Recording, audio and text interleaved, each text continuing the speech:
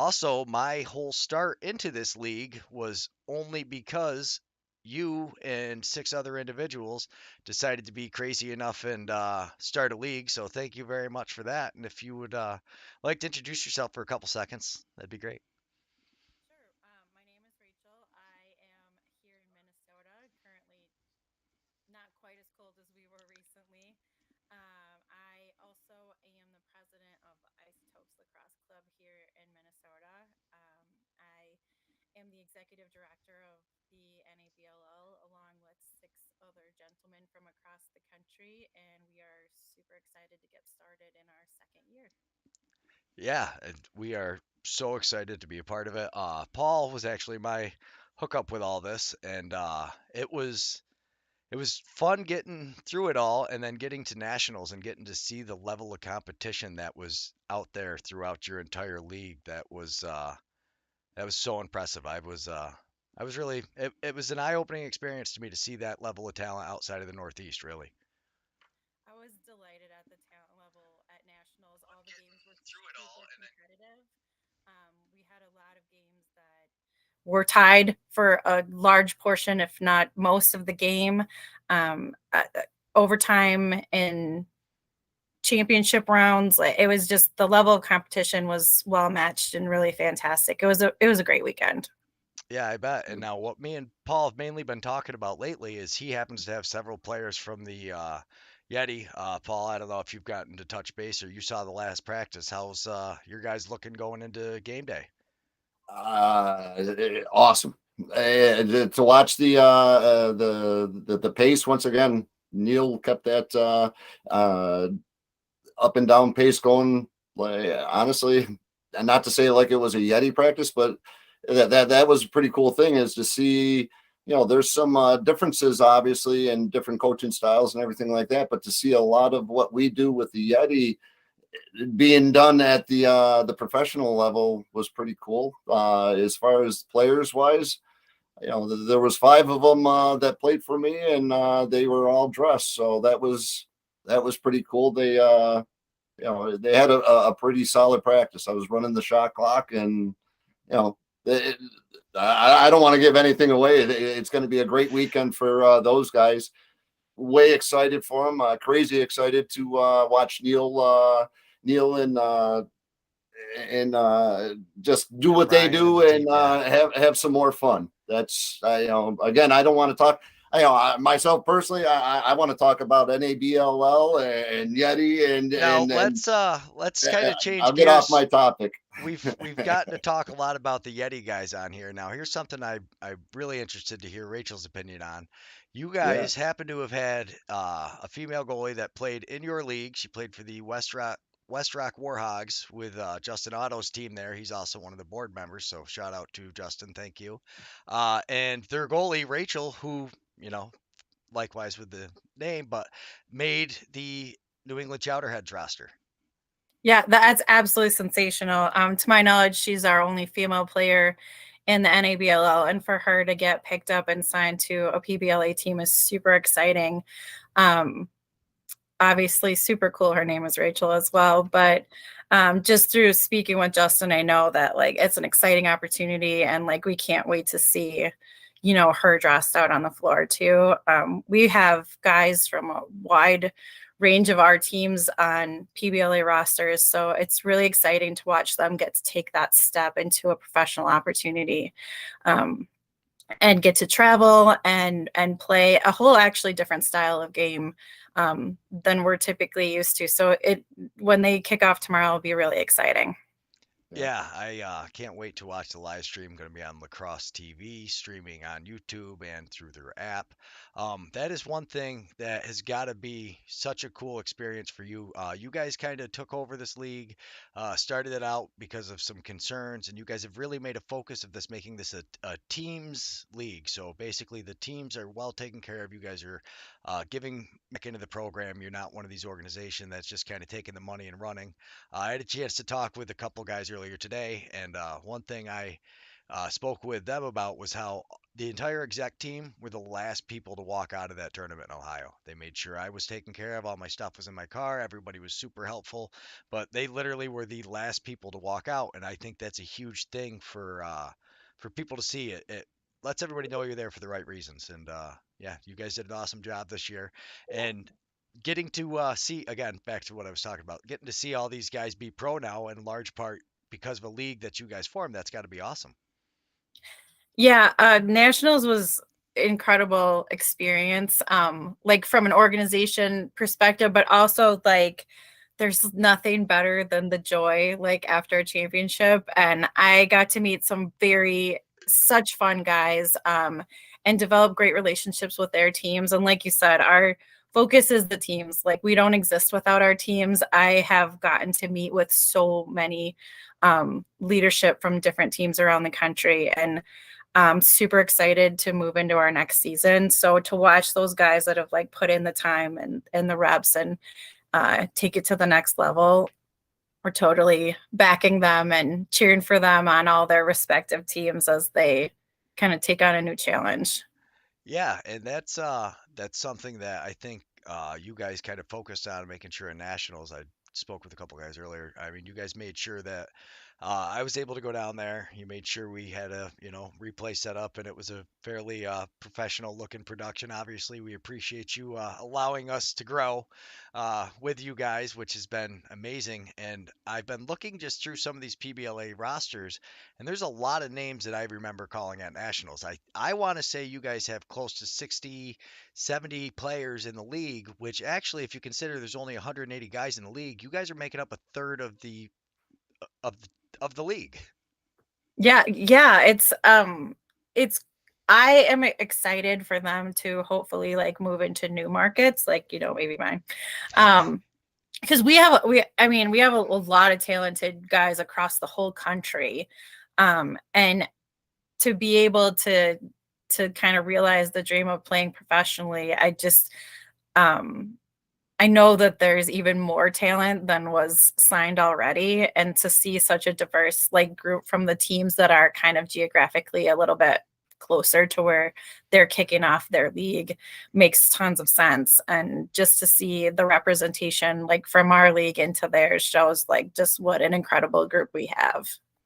Yeah, definitely. And it seems like that I was listening to some of the podcasts from the commissioner, and he seems to want to be able to move teams to where they can create essentially a division. And what a better place than Minneapolis. Talking to Nick before nationals for you guys, and he talked about what how fun it is now that the league and his division and your guys' group is very competitive. He said it was the least successful season as far as statistics go for him, but it was the best Yes, season. it was. It was the best season he's had going into the championship, and they really had their team in good form coming out. And he gives a lot of credit to you guys out there for having two other competitive teams and really kind of building a program out there. We worked really well together. It was only my second year with my team, so I was a new kid on the block the year before the NABLL existed, and a little trial by fire for a new team president. But and then Brett Williams with the Freeze, he just took over this current year. So we had a great season working together, and yeah, there was a level of competition I think that maybe surprised the old guard. And we're three teams that are within about 25 minutes of one another, with strong rosters and a great deal of competition. So like everyone's a little surprised. They're like, you have three teams in just like this teeny area of Minnesota. So I'm really hoping to grow our region. We have like a good dozen teams that have expressed interest in joining us in new regions across the country. Obviously, I can't say until they actually sign on the dotted line. But I think a lot of people were doing a little bit of wait and see in season one, and that's fair. Like there's some hurt feelings and some trust issues, and I totally acknowledge that. But I think the fact that there's 7 of us, we've been able to connect personally with so many people. I've taken a ton of just face-to-face meetings myself. I find endless value in actually speaking with people. So I think that like there's nowhere to go but up. Like we have so much good development happening. Definitely. I mean, Paul, you can speak to that. You were a GM for the brand new league. What was your experience going through this first year as a GM? It was it was excellent, actually. To say, I'm schmoozing, I guess, a little bit, but as far as you know, there's was starting something new, and it was such a large area that's throughout the country. In regards to trying to get everybody on the same page. Especially coming off of a year where everybody was like, "Man, we just really need something really good and fresh," and they did a great job putting together a very competitive league. Rules, they put the rules down, and sometimes we have to work a little bit, and that's what we did.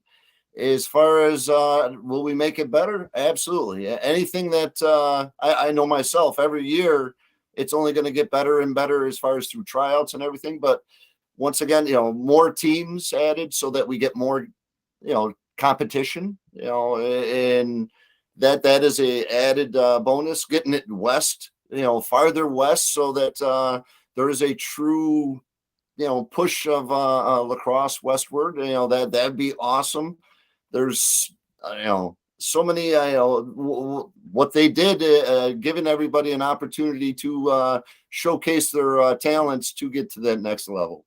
I That's what mean, I know of was at the least cool part. Yeah, I know of at least four teams that I've talked to guys for that basically were taking that wait and see approach. They weren't overly impressed with the leagues they were in last year. A couple of the guys I've talked to are kind of trying to, they're all playing, hey, we really wanted to be in the league the whole time, and, we just couldn't make it work with this or that.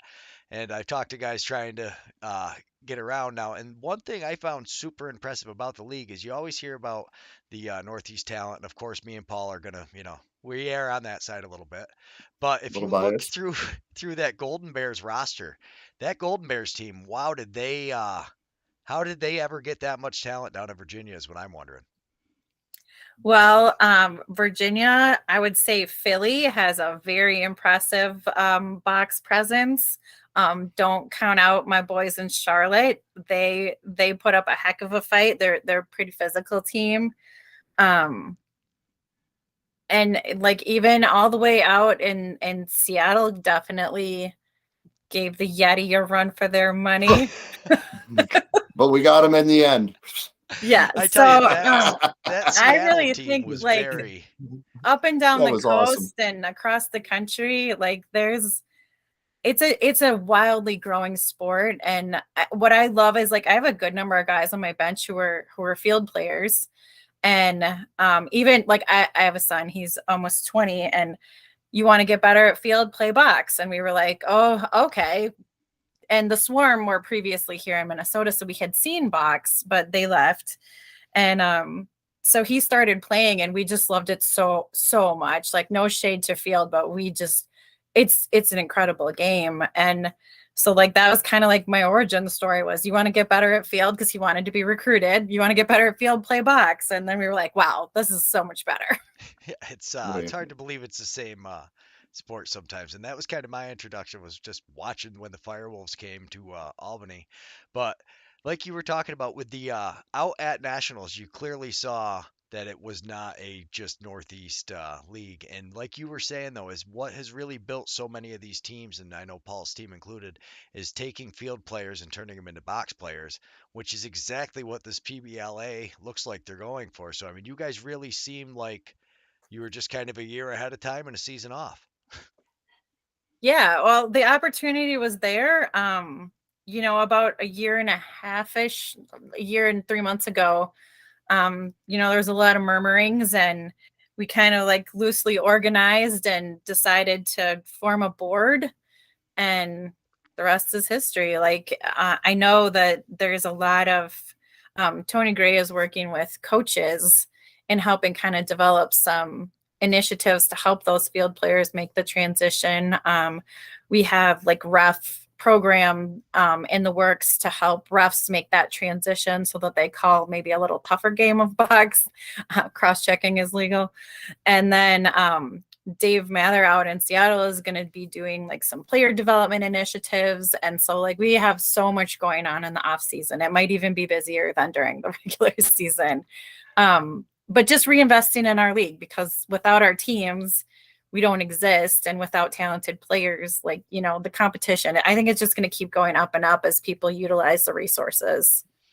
Absolutely. I think it's a great league setup for what the PBLA is kind of looking to do. You guys are basically the shoe and stepping stone. Whereas if guys want to get American experience, you guys kind of set yourself up as the preeminent league for the United States. Hopefully, it continues to grow. Like you said, we need a little bit bigger presence in some of these other towns, and then I would see really no other excuse for the PBLA not being able to get talent out of those regions. Obviously, Minneapolis has a good jump. Seattle up with Dave, they're in the similar boat where they've got what, three teams in a very close. It's like 40 minutes. They are going to actually have five, I believe. I've had some great conversations with some guys that were like, you know, not ready last year or not ready to commit, whatever the case may be, that I think are pretty sold on joining. I think that there's some really interesting levels of talent in and around Texas as well. So we're hoping to develop that area. There's there's quite a few that are already competitive that are kind of sniffing around. Plus, in Texas, I mean, they don't have to fight with the ice time as far as you can go outside and play in a box a lot more. Whereas we kind of in the winter time, it's a little hard for us to sometimes find a hockey rink. We don't all have facilities like the Nexus Center that leaves turf down for us year round. We I can't all be wish. as yeah, we can't all be as spoiled as Paul is with the Nexus Center up there. And you see it though, but I mean, it's such a that's a part of the sport's been in Onondaga and the nation up there so long that Paul just kind of by chance happened to be close enough to it to it's an important thing up there, and their fields and facilities kind of that's I think that's really what the biggest difference is between that area and most is just the amount of players that can get onto a field, because that's something a lot of people struggle with is getting box space, because people don't understand, like in a hockey rink in the summer it's always hot. Nobody really wants to be in there come, the end of July, August. It's getting sticky. You've really got to want to play box lacrosse Oh, to yes. to make it to some of these, and I'm hoping that as everybody keeps growing the game and the facilities, we can kind of get some more venues to play and maybe some air conditioning in the summer. Maybe Oswego, somebody could hook up Oswego with some AC in their rink. That would be awesome. I tell you, all three of the ones we play at Minnesota could use some AC for sure. You would never know they were a hockey rink in the off season at the temperature they are in the summer. That is, and what I always find fascinating is all the younger guys tell me they like playing on concrete, and then the little bit older guys are like, no, no, no, that nice turf with the cushion. Turf, So yeah, that's the way to turf. go. Yeah. Well, and concrete gets so slippery when everyone's sweaty. Yeah, it makes it tough. Now with the first game that's going up for the PBLA, I unfortunately don't know a ton of the players. I probably could have paid more attention to it with the Spark team. But the second game, I know we've got the Elmira team and the Binghamton Bombers. And just in that game alone, you've got two College City guys that are playing for the Elmira team, and Justin McKinney and Lucas Maloney. And then you've got a College City guy that's playing for the Binghamton Bombers, who is Cody Kilcoyne. And I have watched Cody. I got to film him a few times. I think he is a hidden gem. I think he's going to be a surprise for a lot of these guys. He was hidden through a lot of the NABLL because he had a baby in the summer, towards the end of the summer, like a fall baby. So never made nationals, didn't make some of the end games. I think he's going to be a huge surprise for these guys. I think he's going to be a huge surprise for the league. Ty Hill was slowed down a little bit towards the end of the season, but I've seen him lately. He is healthy, I think, and I didn't realize him and Cody played together as kids. Cody told me that. Oh, Uh, that's fun. yeah, so they played against each other with the Yeti and the Collar City, so it's cool that they got to play together as youth, and then now all this time later are getting to play. I'm really excited for that game. I wish it was streaming. We were supposed to drive out to it. Unfortunately, Paul blew me off because he's got to go to his mother-in-law's birthday or something. Oh, 80 only comes once in a lifetime. So I prioritize family, family, family.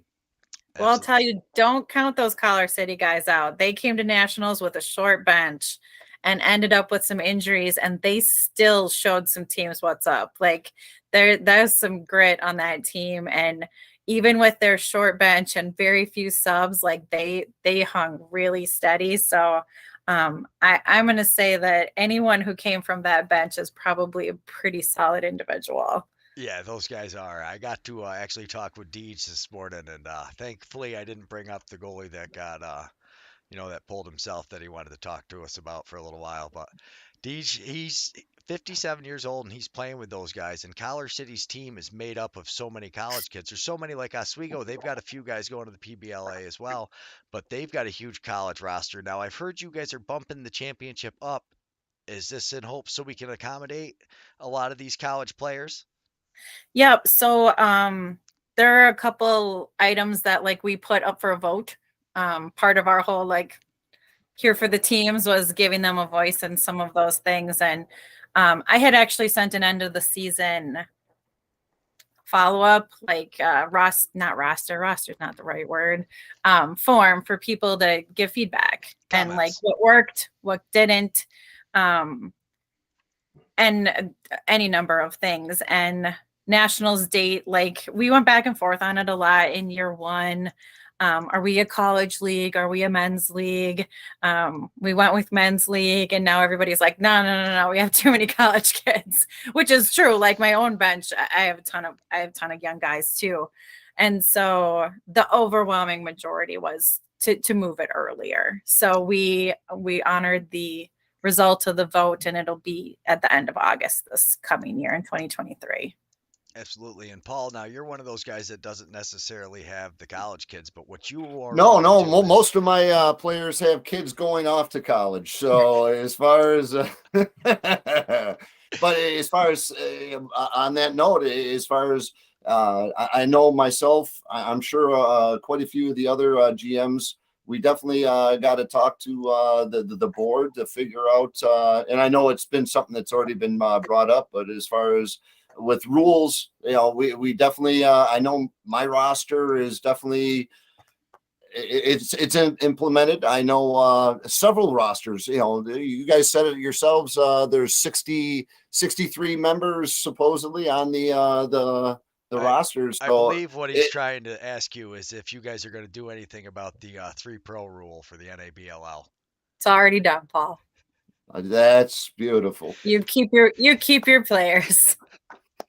That was your It was surprise. there. It would have been so impactful for so many teams that are like really kind of key players that were at nationals, that were good communicator, like, and not that any team is more valuable than another, but vocal teams that were concerned, and so we addressed it right away, kind of almost when the PBLA announced their existence. We were like, well, this is going to impact us. So the last thing we want to do is stop our teams from playing, or to have the opportunity to like take that next step. Like I don't want to punish anybody for finding a step of success. Like we encourage it. We're super excited for all of them that are given this opportunity or earned this opportunity. Kudos. So Kudos. yeah, you're Kudos. good. But on the same note, it's a badge of honor where, we do have to, if our guys are that good, and they are, numbers, it's in the numbers. Take a look at the numbers, and we have the players in the NABLL that are saying, you know what, we are good enough to be at this level. It's a great stepping stone for these guys. That's what I love about, what we do. We have the opportunity to give these kids an opportunity. Where they can shine their light, and they get a look. That's the cool thing. So, well, and all the playing they did with all of our teams, all the reps, all the games, all the practices gave them the foundation to be able to keep going. I mean, a lot of them did play in college, but some of them didn't. Like some of them, this is just what they love, and so to be able to keep doing that beyond college, I think is such a gift. To be able to be on a team competitively as an adult, it is a really special thing, and I'm so glad that we have so many. Kudos That to you is guys. that has been a huge thing is you guys, it's not just the guys that you guys also have a lot of guys that never wanted to go to college. Like that's something I didn't really consider either until I got to meet some of these players, and then I'll ask them like, "Hey, did you play at college?" And they're like, "No, I wasn't playing at college." He's like, "I'm an electrician or I'm a, whatever." And they're like, "This is so awesome because for us, like this is a chance to play that competitive that we never got after high school as we're finally really growing into our bodies." And that's why I kind of laughed when you said, "Is this a men's league? Is this a college league?" And I think what sums you guys up best is you guys are taking men and then taking the young men with the college players and kind of molding them into now professional box lacrosse players. It's a pretty good mix you guys have turned out.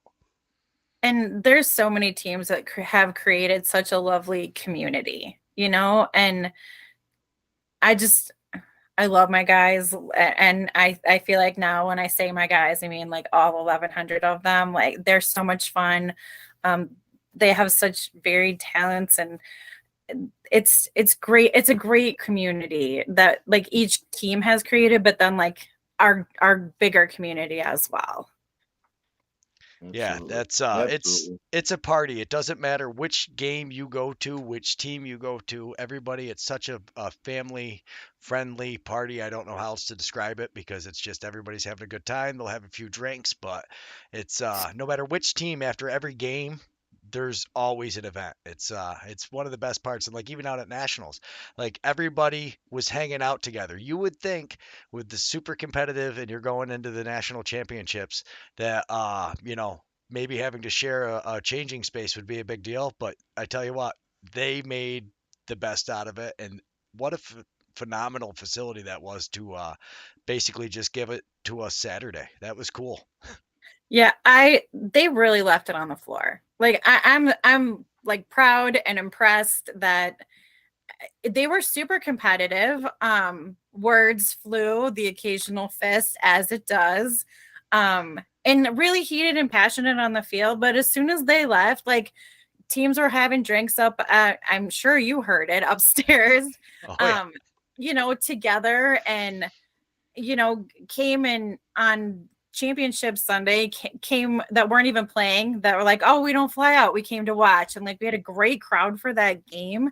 Yeah, yeah, the sense of community was outstanding. And everyone, like, once they left the floor, it was back to like having fun together and hanging out upstairs and watching other teams play. Like it was a great atmosphere. Yeah, it was so much fun.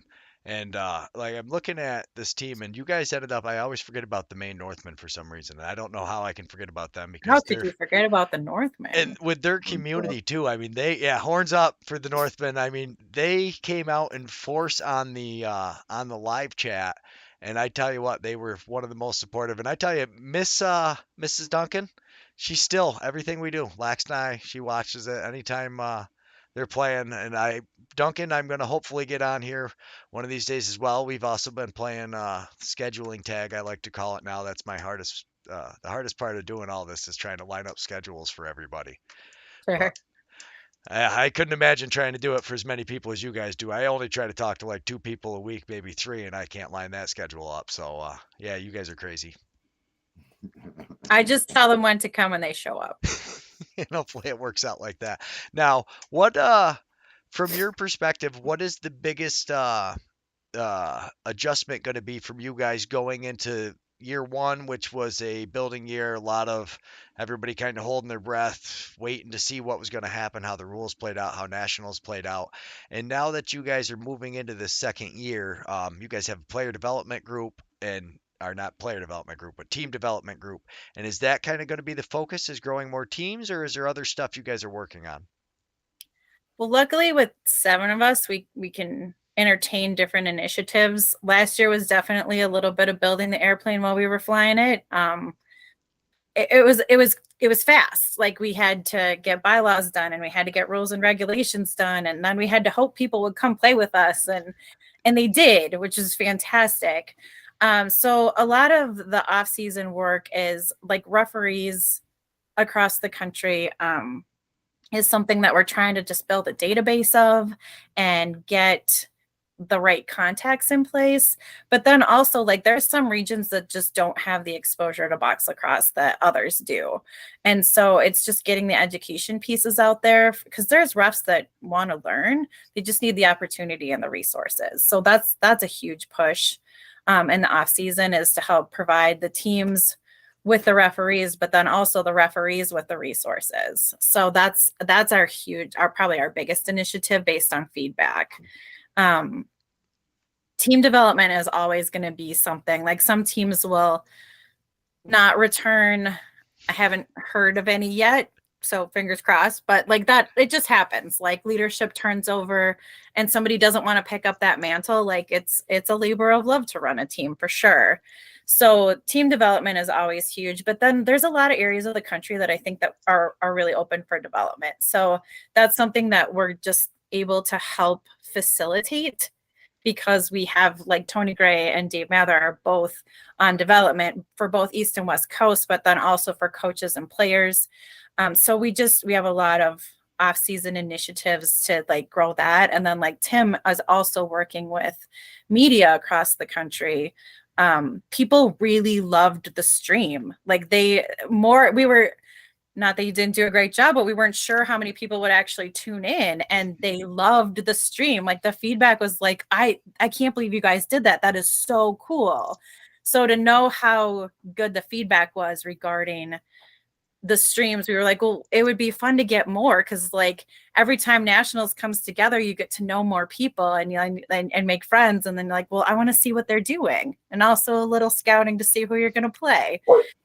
But then also, like, some of our potential sponsors and potential partnerships, like, want to reshare our media, and we're like, well, then we probably should, like, build, a database with those people as well. So Tim will be working on that in the off season quite a bit. Well, I happen to know the guy who has all the highlights saved to your footage if you guys need any of it. But we'll come to you.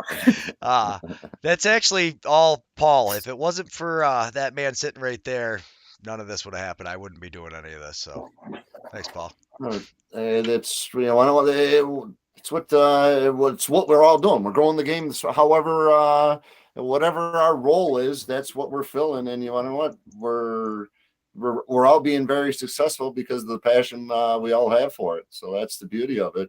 And when we all can work together and continue to grow, as far as we're saying growth, even in the Empire, the upstate, throwing Thousand Islands. I know there's, I'm sure we're probably, maybe I shouldn't say, but he's on the chat right now. I'm always looking, I'm showing Jobson some love out there as far as, Thousand Islands picking it up. You were saying corridors for out west, and the corridor of the upstate region is pretty insane in regards to talent wise, and also wanting to grow.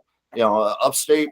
Every area has. Yeah. I mean, once these teams. people start watching this game, it's a complete different game than field. It's the same game, but Absolutely. It's completely different. With the speed of the game, the physical contact of the game. The thought process. It's a 5-on-5, but then you start to break it down. You're trying to get the 2-man game going. And all of a sudden it's basketball with a moving pick, but on the same note, it's hockey. And on the same note, hit them with it. and that's what, I'm trying to put it on the nice so I can do some recruiting for my youth program. So it's not so physical. Don't tell them lies. You don't want them to be surprised when they show up. They're all hockey kids. So you want to know what? That's what makes it awesome with the growth of it, is a lot of these hockey rats, I'm sure out in Wisconsin and all that area out west, these kids, they don't want to leave the rink to begin with. Now, all of a sudden, you want to throw a stick in their hand, and we're almost living there, which is not for nothing. It's a great feature for these kids. As far as, if they're bored with their hockey stick, you want to know what? Ice cross, I'm sure, could be very cool, once it's learned how to played structurally. And wow, would that be crazy? The I mean, there's a reason Interesting. it's so big in Canada. I mean, they all play it all summer long because so much of it translates over. Wayne Gretzky played in the summertime. I mean, there's a lot that transfers Yeah. over. There's a lot that makes it different, but it's the I don't know the backyard feel of it. That creativity feel is what really draws Well, me and into it it. turns in, Greg, it turns into the brother on brother. Look at the Thompson brothers, look at the Paulus brothers, look at as far as it's pickup ball for the fact that you want to know what you're going out there and someone's coming up with a chipped tooth or someone's coming up with a bloody eyeball or something because you want to know what you played with all your passion. You tried all your behind the backs. That's why they're so good. And then all of a sudden you take all that creativity and you put it inside the box and all of a sudden the ball's bouncing back at you. Watching a bunch of the videos of the Thompson brothers, you take a look at, I think, Greg, you even had some in your backyard, sheets of plywood. Why is there sheets of plywood in these people's back? Why? Because that's called a wall. Wall And ball. balls That's gone. right. Well, and not even to sit there and bang it off it. It's just for the rebound of when you're farting around one-on-ones and stuff like that. That's where the talent comes out, and and it translates great into hockey. How many backyard hockey rinks are there where these kids are going out and learning those skills because they're one-on-one? You know what? And Joey, he pushed me, so I punched him in the nose. And you want to know what? They didn't talk for 2 days, and now they're best friends again. That's what the kids need nowadays. Instead of the structure of parents, happen to be there hanging over the boards. And you want to let us kids be kids, even as we're 52 years old now. You want to? I want to be out there and balling still. That's the cool thing, is you can do it even at the masters level. And then you want to know what? I'm going all over the place because it's Yeti Nation. That's what you do. And then you throw 35 what I minutes got, into our Rachel. PBLA show that we still haven't talked about the PBLA yet. Rachel, So my A bit question off, is a bit the off. growth of the women's game. Is it starting to look positive out west? That's where I see the growth Oh, of this game is going to we've be at got the women's. we've got outstanding girls box here in Minnesota. Oh yeah, They are fantastic, and they've been playing together. They were just this little group because there just weren't a lot of them, and those girls that have come up together are now like high schoolers and just a force to be reckoned with. And I'll tell you what, they'll put you on your ass. They are sure. just as physical and fast, and they're outstanding to watch. And I know, like at the youth nationals in California, they were sensational. Like, we have great girls box here in Minnesota for sure. Yeah. We were had the opportunity at the Laxnate tournament, Tri-City Lacrosse, 40 years of lacrosse in the area. As far as we put a women's team in, and it was half Tri-City girls and a half a bunch of girls from Canada, and we took on the I believe it was Six more Nations snipers. a Six Nations team, and the girls that from Canada, that they've never had beaten the girls from Six Nations. With the girls from Tri-City that partook in the tournament, they won. It And to it sit was there and listen to the insane. The crowd, crowd was it louder for that it, than the championship game. it, It was it the was best atmosphere there it was the was whole weekend. I tell you what, you had every guy's team almost there watching, and just everybody. It was like at the right time of night. Everybody had just come in from playing. They were all hanging out and starting to drink and party, and just the way the girls played out there left them speechless. I mean, it really was an outstanding for a 2-1 game. You would have thought like it. You would have never known that listening to it. The way everybody was yeah. cheering, you would have thought it was like 20 to 19. It was insane. But real quick, Oh, we're at our 40-minute. Let me at least list the schedule of who's supposed to be playing in the PBLA so we can. It's under Rachel right now instead of the NABLL for a second. But we've got the inaugural game going to be on Lacrosse TV this Thursday. The All Americans playing the Spark. The All Americans, I've heard, are going to be playing around on the reservation a little bit. I hope that's true. I hope they're going to be playing all over Six Nations and kind of changing. I've heard that's why they might be a travel team, so that would be awesome. But then on Friday, the game that I know most of us are waiting for, that I will be driving out to as long as everybody's healthy in my house, is the Bombers and Renegades. That is a huge, huge number of us Northeast NABLL players Then on that same day at 7 o'clock, though, is the Mayhem versus the Hammerheads, which is a huge portion of the other NABLL guys. You've got a ton of them from the Golden Bears. You've got a couple from, I believe, Westminster might have had a couple guys, and they're Yep, kind of sprinkled around there. And you've got Charlotte. I'm sorry, Charlotte has their own team, but they also have a few guys that are kind of playing on a couple of the Virginia teams, and the Tear and the Chowderheads are also playing Friday. It's going to be in Trenton, New Jersey. That game is And got a Crosby. ton of the yes, it's got Crosby on the Tear, and you've got a ton of the Northmen playing for the Chowderheads. we Uh, do. that I tell you, the Chowderheads, I think you're going to have an advantage with the Chowderheads that the Bombers will have, and that you're seeing with the Rochester Nighthawks right now, which is these guys all played summer ball together. So now that the winter season comes around, it's a huge advantage. Right now, the Nighthawks have seven or eight guys, I believe, that played for the same team up in the MSL. And you look at how the Nighthawks are playing right now. I mean, if that doesn't speak to how you would think these teams are all going to start organizing, you want a winning team, you try to get your guys all on the same summer ball team. We happen to have a league where they can do it all with the NABLL, and the board there has been awesome. Um, let's try to wrap this up a little bit, Paul. We'll let you go first because I know you're usually the longest winded. I am What? a long-winded person, and hopefully it's all positive stuff. We all Once love it. again, myself, Rachel, what the NABLL has done for a lot of us. Hats off, thank you. Greg Beecher, hats off, thank you. Yeti Nation, happy 2023, and we're going for the big cup. We're going for the big cup again. Yeah, buddy.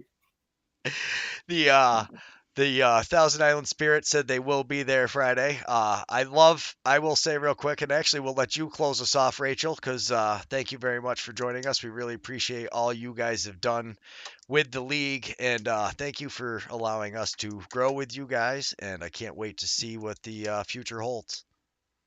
Absolutely. Thank you for having me on. We're excited for the future, both with the PBLA and with our own league. I'm excited to see what our guys are going to do here with their new season.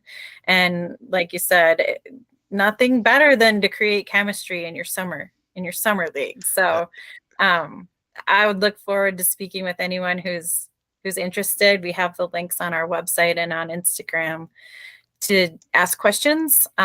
They're all in I the am description of the I YouTube answer video. most of them. So Uh, I appreciate you guys and all your buy-in. I know, like, I don't know if anyone loves the game for the game more than Paul does. I've learned that in the last year for sure. So to have you guys in our corner is amazing. We're so happy to be a part of it. The links for all of the NABLL sites are in the description of this video on YouTube. Their Instagram is also in the description on in here. If it's not, it will be uploaded shortly, but I'm like 90% sure I did that right. So thank you very much for everybody who was watching, and we'll see some of you next week. Rachel, hopefully we probably won't see you next week because I understand you're busy. You've got a lot going on, but hopefully we get you back on here again. I would love